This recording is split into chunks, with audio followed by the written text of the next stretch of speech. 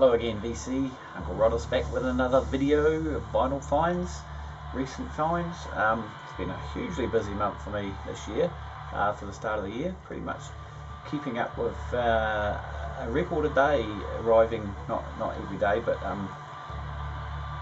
think today is the 28th and I have 29 new records coming this month and still more in the post.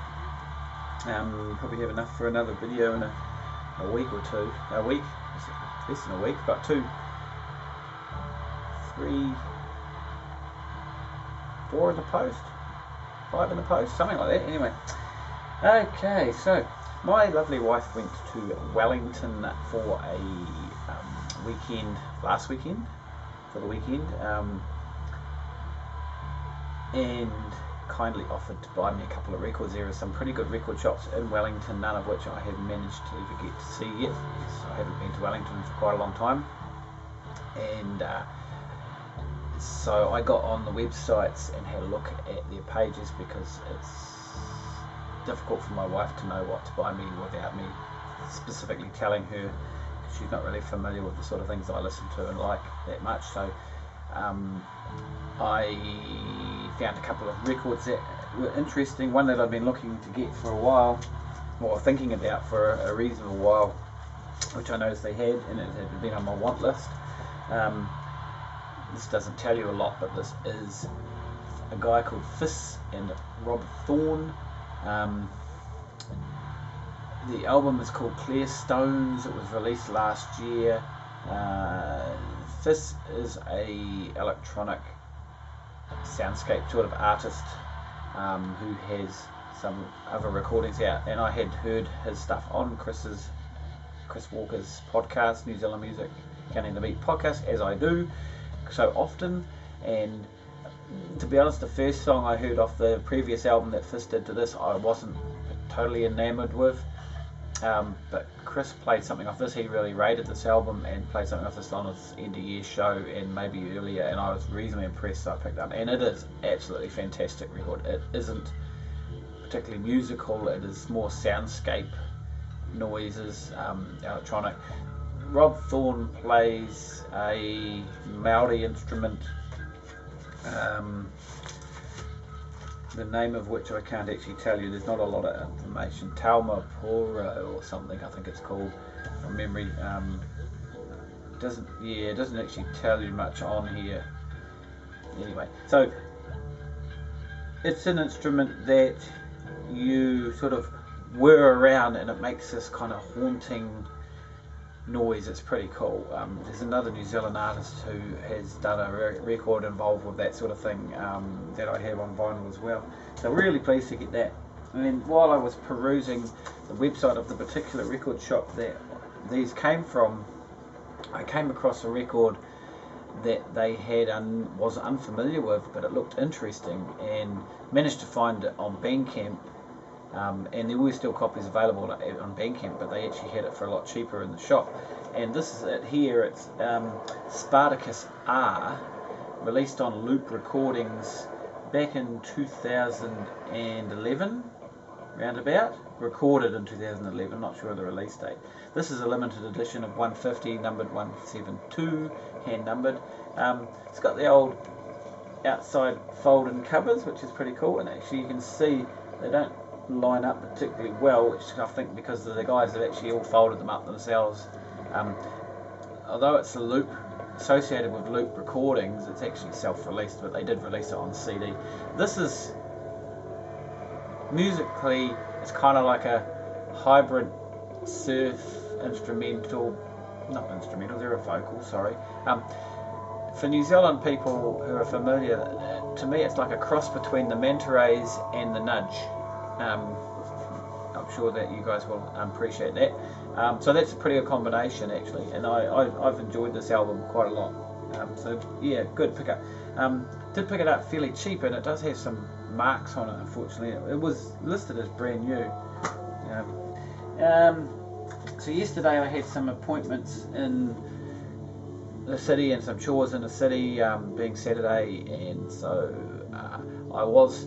I had been tracking down a record that someone had posted on the New Zealand Facebook page, and It was a Christchurch band. I never heard of them, but they were part of that underground scene from the late 80s, early 90s sort of thing, and I'm quite interested in getting some of that. It's very lo-fi, but pretty interesting music. And the band, I won't tell you who they are because I haven't got the record yet, but I'll wait till I get it. But there will be a copy coming my way hopefully next weekend, and so anyway, I popped into Galaxy Records to talk to Dave about that because he knows the guys in the band. Dave being a musician himself, he's pretty up to speed with a lot of the New Zealand, a lot of the Christchurch music scene, so a good guy to talk to about that sort of stuff. Also, while I was there, I was hoping to catch up with the latest off the Coco Muse releases, and I've shown a couple of Coco Muse records before. I've met the guy that's running the album at a couple of gigs and on Facebook, and he actually sent me some test pressings to have listened to for one of his, for a couple of his records, and they've released a new one. This is the latest one, and this is pretty much the first, for me, the first new release of 2018, although the Triumphs album that I showed a couple of videos back, which I picked up at the start of the month, was officially released on Bandcamp last year and was supposed to be here in mid-December, but it didn't actually arrive until the first week of January or so. So it's sort of a bit iffy if you'd call that a 2018 release. This is about a band called it's L $D, so it looks like LSD, but it's L $ and a D fundraiser, LSD fundraiser I call it.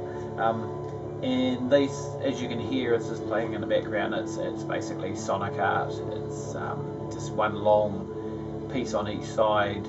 I saw these guys. They're from Dunedin. I saw them at the Lines of Flight festival in March last year. To be honest, I don't actually remember a lot about their particular show. There wasn't one that stood out for me, but they got some infamous headlines last year, pulling a stunt in the middle of Dunedin, which I can't quite remember the details of, to be honest. They even got a bit in the NME about it from memory out online. So I picked this up yesterday, and it was actually a copy that Dave had held off for someone else, but he said he was in the night before and hadn't picked it up, so he gave it to me, or sold it to me, and said he'll get another copy for the other fella, so that's cool. I like it. It's not as violent as I was expecting, going by the reputation of the guy and what I'd seen earlier last year. But I really like it. It's quite ambient in places, but and sort of industrial. So good to have that. So Coco Muse are doing really well, and that was their fourth release. But also, while I was there, I picked up this one, which is also Coco Muse's third release. And I knew Dave would probably hopefully have copies of this floating around, because he knows the guy that runs the company, Regan, who runs Coco Muse. And this is, what's his name? AJ Sharma, who is the brother of a guy called Robert Sharma, who's in a band called Sea Fog from Dunedin, who I don't have any music of as of yet. There's a record. So Regan from Coco Muse sent me a test pressing of this to listen to, and to be honest, I wasn't taken with it that much, and I guess part of the reason was actually my stylus was pretty much on the way out when it arrived, and I listened to it, and it sounded very lo-fi, and also had some problems with it sticking. It turned out that my stylus was actually on its last legs, and very soon after that I started started just completely lost the enjoyment of listening to that stylus, and I bought a new one since, of course. But musically, my impressions of this wasn't that great, and Regan said that he couldn't replicate the scratch on a test pressing that I had when I got it back to him. So obviously that led to something was going on with my system, but yeah, I wasn't musically overwhelmed by it. And then he said that there was some sonic issues that he found from his listening to his test pressings, and so anyway, I sort of held off on it, but I'm quite keen to collect everything they put out. They've done really well so far. There's 4 albums and they've all been good, and I've actually listened to this. The pressing is actually sounding a lot better than when I first heard it, A, because I got a new needle, but B, I think they sorted out any little sonic issues that they had with the test pressing. So it's singer-songwriter solo guy, sort of pretty lo-fi, yes it is, but it's just him and a guitar, a bit of harmonium, There's a little bit of trumpet and vocals, female vocals adding out, but it's but it's pretty sparse and pretty lo-fi. It was recorded in various dates. 2014, a field recording in 2006, overdubs in 2015-16. Yeah, so it's been a long time in the making to do this. So yeah, that's cool. And there's some pretty interesting new releases still coming up from Coco Muse. One of them is the Negative Nancy's, which may be later this year, which I'm really looking forward to. I saw them also at the Lines of Flight, and they were cool. And lastly, from Dave at Galaxy, I picked up this one yesterday, the Formula. They are an American. No, they're not. They're a New Zealand band from the late 60s to early 70s, or pretty much late 60s, I think. And they had a big hit with a song called Nature, which was one of the early self-penned hits in New Zealand for this sort of music, late 60s semi-psych sort of pop. And they went to England, as a lot of the New Zealand bands didn't really get anywhere. They recorded an album while they were there and never got released, and apparently this is that album. This was released in 2010 and on a limited edition, I think, of about 300, I understand. Dave said when it came out in his shop he had some copies and they had big money on it, 60 odd bucks on it, and he didn't sell a lot of copies until he actually dropped the price on them to get rid of them. But this is a second-hand copy that's turned up. It's in pretty good nick, although there is a scratch on it, unfortunately, but it is second-hand. Interestingly enough, they've replicated it to be an exact copy of what it would have originally looked like if it was released back in 1970 odd. Even has the lift in New Zealand at the top there, which they used to have, and the way they used to print the catalogue numbers along the top, and the folded sleeves like that as well. So they're replicating it just like the old days. But there's a booklet in it as well. It's slightly mixed bag. Some of the songs are a little bit poppy or twee. I think they really toned their sound down. I think they're a little bit wild, their New Zealand releases, than what because they went to England, they were trying to break big. I think they kind of toned things down. There's a version of Nature in there which is okay, but it's not really a patch on the old one. Anyway, I went to Penny Lane after I had been to Galaxy, and I had to go and bank some cheques in the cash machine across the road, which conveniently is there for me to go and bank and then go to the record shop. And I was talking to Dave, the proprietor, about his big van that he has parked up Cranford Street in Christchurch that has all the sign writing all over it, and it got stolen. So we were talking about that. Not surprised it got stolen. I mean, it's sitting on the side of the road. It's quite a big target, an obvious target. Unfortunately, it's a bit the way things are, and unfortunately a lot of thieving going on around here at the moment too, unfortunately. But anyway, so I was talking to him, and then I said, I've been in the week before anyway, and I said, any new New Zealand stuff come in or whatever? And he said, no, not really much come in. And he said it's been a fairly quiet week for new arrivals, so you had a quick look through the bins, wasn't really that focused anyway. And then he said to me, oh, I've got this coming, and he pulled out this great big box out of the bottom of underneath his counter and plonked it down and says, what about this? And he showed this, and I knew that I couldn't leave it behind, and I looked at it and opened it up, and he said, look, I mean, the cover, it's all intact, but to be honest, it's the type of cover that's never going to hold up, especially if it had a lot of plays. But Keith Jarrett's Sunbear Concerts, 10 vinyl pieces, all live improvised solo piano in Japan in 1976, I think it is. Released in 1978. To be honest, it actually is in good nick, apart from the fact that the cover looks slightly grubby and the booklet's all good. It hasn't really, I don't think anyone's ever really played it that much, to be honest. And I pulled a couple of records out, had a look. 1976 it was recorded, released in 78. ECM 1100. Didn't think I'd ever see a copy. Anyway, he gave me a good price. He said, look, for you, mate, this is what he sold it to me for. I've had a look on Discogs, and even in the States, the copies are selling in American dollars similar to what I paid for it. And of course, to get 1 cent from over the States would have cost me twice as much because the postage, it's pretty bloody heavy. I need to put it through my machine. The vinyl all looks absolutely pristine, but I did play the first record yesterday and it needs a good clean because it's got a lot of dust built up and you couldn't really see it. The dust, I mean, the albums look fantastic, but we suspect that it's been played very little.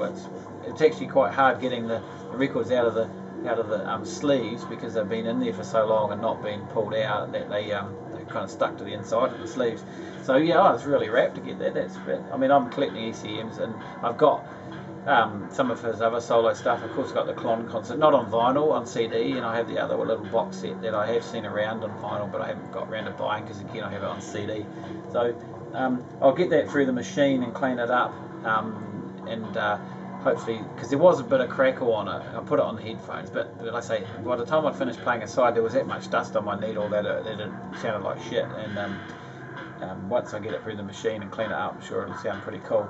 So really pleased to have that. That will certainly keep me busy for a thing, and that's a pretty big release for the ECM 1100, which that would have been their 100th release back in 1978 when it came out, because they started their catalogue at 1001 from memory. So that's a big hole in my filled in my ECM catalogue. So that was really cool, and you know they do look after me down in Penny Lane, so that's pretty cool when you're a valued customer. They do you pretty good deals. So and same at Galaxy. I mean, Dave always gives me a discount on what when he can on his records, so that's cool. So anyway, thank you for watching, and I said I've got half a dozen. If he gets me that record I'm after from that Christchurch band, plus I've got 2 pre-orders, another one from Europe, actually another 2 from Europe that I ordered. That's 5 records, and hopefully next weekend when I'm in town I'll pick up the new Salad Boys, but surprisingly I didn't see a copy of it in Penny Lane this week, which I thought there would have been because they were expecting copies, so unless they sold out, but I didn't have a really good look through and I didn't ask them. By the time he showed me that Keith Jarrett one, I was like, oh, well, that's really all I can afford to spend here today. Yes, a few other records coming up. My record list keeps growing faster than I can buy, and considering how many I'm buying, it's not a good scene. Not good.